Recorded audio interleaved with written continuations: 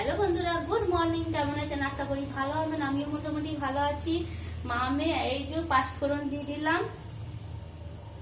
আর শুকনো লঙ্কা দিয়ে দিয়েছি আগে থেকে। আর এইদিকে ভাত চাপিয়ে দিয়েছি আর সামান্য হলুদ দিয়ে দিয়েছি। আর গরম লাগলে না আর ভালো কিছু লাগে না। এই যে আলু ভাজা কেটে রেখেছিলাম, এই যে দিদি আস্তে করে ছেড়ে দিচ্ছি।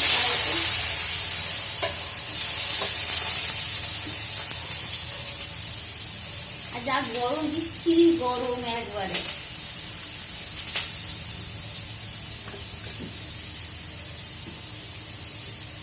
চালিয়ে দিই।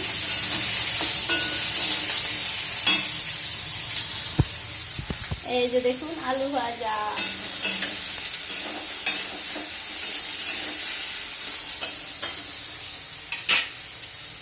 এই যে নুন দিয়ে দেবো। এই যে আন্টিকে দেখুন ভাত চাপিয়ে দিয়েছি আর এই যে আলু ভাজা। ভাতটা ফুটছে, ফুটুক। এই যে মশলা হলুদ দিচ্ছি,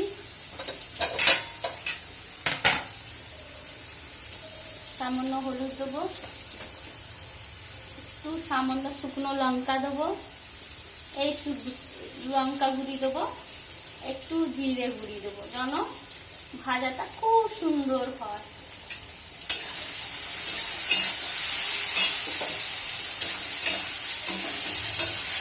আলু ভাজাটা পড়ে গেছে। আর একটা জিনিস আরো দেবো ওর মধ্যে,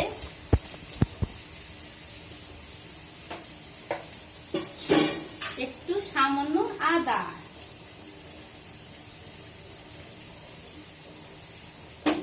আদা দিলে না আরো খুবই ভালো লাগে। বেটে দিলে তো আরো ভালো লাগতো, বেশ মাখো মাখো হয়ে যেত। আর যা গরম লাগছে দেখতেই পাচ্ছেন, যা ঘেমে যাচ্ছি।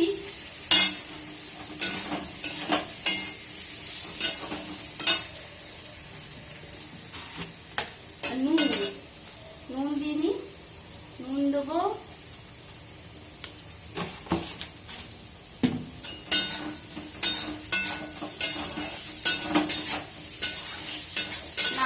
ধরে চালালে কড়াইটা পড়ে যাওয়ার ভয় আছে।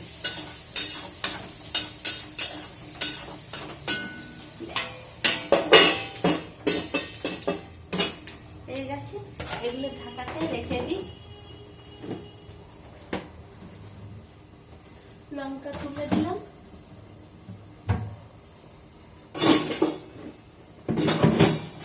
নুন রেখে দিলাম। এই যে ছোলা রয়েছে, আলুতে একটু ছোলাটা দিয়ে দিই। ছোলাটা দিয়ে দিলে কি হবে, বেশ ভালো লাগবে। ধুয়ে নিই বেশ ছোলা। এই কটা ফ্রিজে ছোলা ছিল।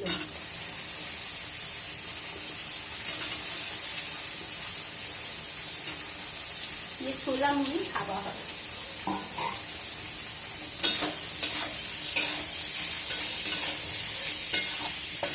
ঢাকা দিবি, চাপা দিবি। ভাত একটু বন্ধ করে দিই। ভাত বন্ধ করে দিলে কি হবে,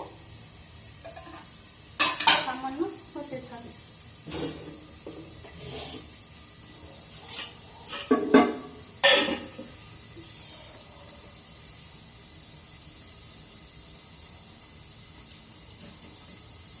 এই যে অল্প পেঁয়াজ,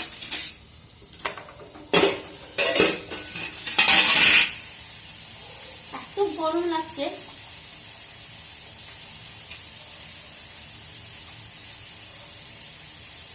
আর পেঁয়াজটা এই জন্য কিছু কিছুতে পরে দিলাম, এই জন্য একটু ভাজার মধ্যে আলু একটু সামান্য মানে গোটা গোটা থাকবে, গলবে না। নাহলে নুন দিলেই তো গলে যাবে।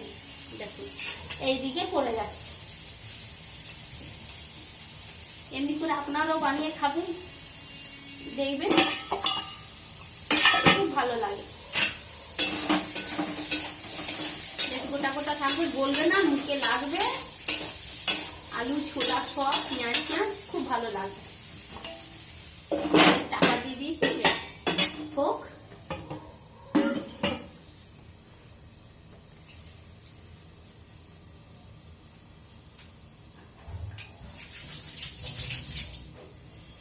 আর যা গরম পড়ছে এবার ভালো লাগছে না। এই যে ভাজা হয়ে গেছে।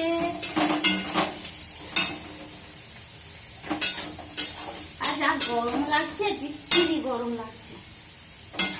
এই যে ভাজাটা হয়ে গেছে তাড়াতাড়ি করে, ব্যাস।